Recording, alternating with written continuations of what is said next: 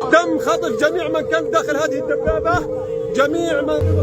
الله أكبر. أراضينا المحتلة يا جماعة، أراضينا المحتلة يا جماعة. بير السبع يا الله.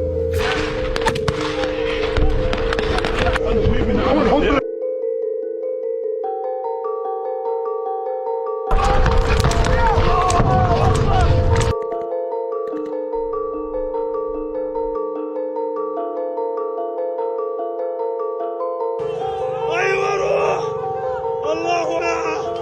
الله يرحم الجدار.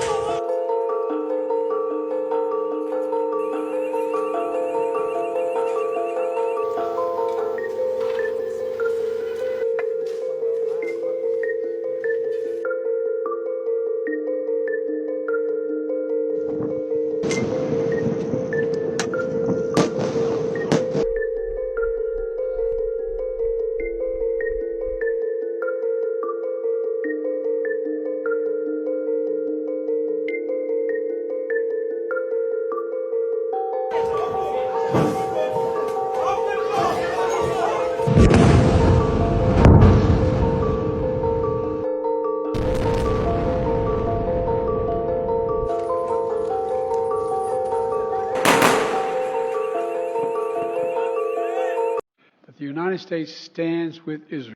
I'm not surprised that Joe Biden and other politicians and celebrities and even the Empire State Building are coming out in support of Israel. It's baffling to witness. I don't think whataboutisms are right until they are. Because that's just what I'm feeling, where it's well, what about when it was happening to Palestinians? Why didn't you say anything then? That's all I'm thinking about. Oh, Jamie Lee Curtis, you're coming out and you're like, I stand with Israel, I support Israel, and you're crying for Israel. But last year when Israeli soldiers were storming Al-Aqsa Mosque and beating innocent people praying, you didn't say anything and you're fine with that. That doesn't make any sense. And it's weird because it's Israel has, for almost 80 years, they've been killing and tormenting, stripping away rights and homes, and abusing this group of people for almost 80 years. And then they finally fight back, and just everyone's like, what? How can this happen? What do you mean? What do you think was going to happen? What do you think free Palestine means? That's it. It's dumb. One more thing is driving me crazy. How we 2 years of everyone putting the Ukrainian flag in their bio and applauding the Ukrainians for defending themselves against Russia. Oh, Russia's so scary, good for little Ukraine for defending itself. And then Palestine does the same thing. And it's how dare you know? What are you doing? Palestine, you're supposed to be abused. Didn't you know that? No, you're supposed to. No, your kids are supposed to die. You didn't know that, Palestine? You're so silly. So stupid. Let's talk about the A word. For years now, anyone accusing the state of Israel of being guilty of apartheid in its treatment of the Palestinians has immediately been condemned as an anti-Semite, an Israel hater, someone who doesn't understand what apartheid even is. Just this week, Germany's anti-Semitism czar said calling Israel an apartheid state is anti-Semitic.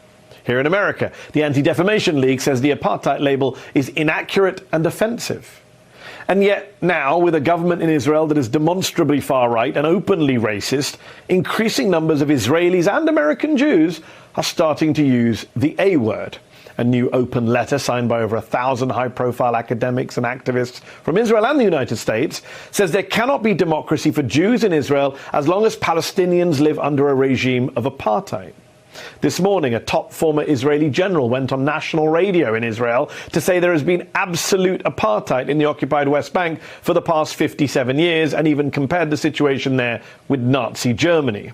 And writing in the Israeli newspaper Haaretz this week, South African-born Jewish journalist Benjamin Pogren said that he had spent years arguing with all my might against the accusation that Israel is an apartheid state. However, the accusation is becoming fact, as every day sees government ministers and their allies venting racism and following up with discriminatory actions.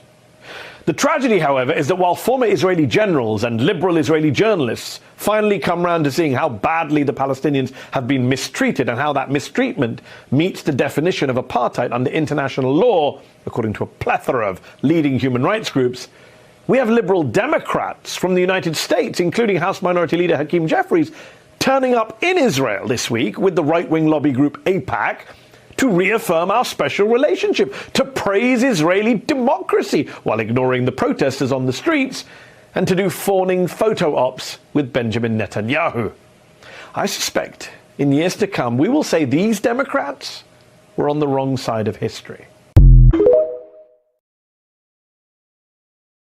As a queer Palestinian, there's something that I need every liberal who isn't sure whether or not to consider us in your human rights discourse to hear. You cannot pick and choose human rights. It is an all or nothing practice. And there is no liberation for marginalized genders, marginalized sexualities, vulnerable populations, children, people with disabilities, without liberation for the Palestinian people. For one, we exist there. Everybody knows that ethnic cleansing and occupations are not good for vulnerable populations and marginalized people. Ethnic cleansing, some of you might say, where'd you get that from? Well, you're actually going to love this source. The Israeli government itself, for years, has proactively stated that it is their intention to ethnic cleanse the Palestinian people, up into literally today, since day one.